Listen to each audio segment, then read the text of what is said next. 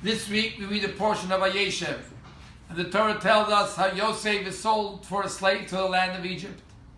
And in the land of Egypt he's accused of a crime that he did not do, and he's put into prison.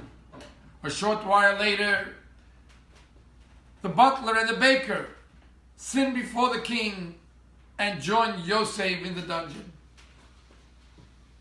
After several months of being in the prison together, Yosef notices one day how the butler and baker are extremely depressed and they're going through a very hard time. And Yosef turns to them and asks them, "What's going on? Why are you guys so depressed?" And they explain to Yosef how they had a dream and they don't know what it means. What is the dream telling them? And Yosef said, "Listen, God has many explanations. Share with me your dream and I will help try to explain it to you."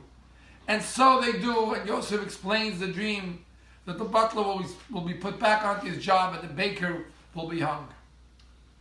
From this story we see something very interesting. That although Yosef himself was a prisoner and he was going through his own hardships, yet when he saw someone else going through a difficult time, a deep depression, Yosef said, "Let me see how I can help this individual. If I see it, if I see a problem, that's a sign from God that I can do something about it." And therefore, after Yosef hears their dream, God gives him the proper insight to be able to explain and give the interpretation to the dream.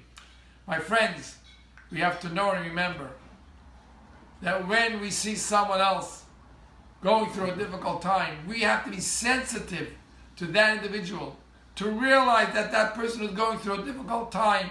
That person will need some assistance. Sometimes by you listening alone, that can solve the problem. Just to show him that he has a listening ear, that someone who is concerned about him or her, about their difficulties, that alone will give them the encouragement that they need. And if that isn't enough, and God put you in that situation, then God will give you the right words, the words of encouragement and advice that individual needs. Shabbat Shalom.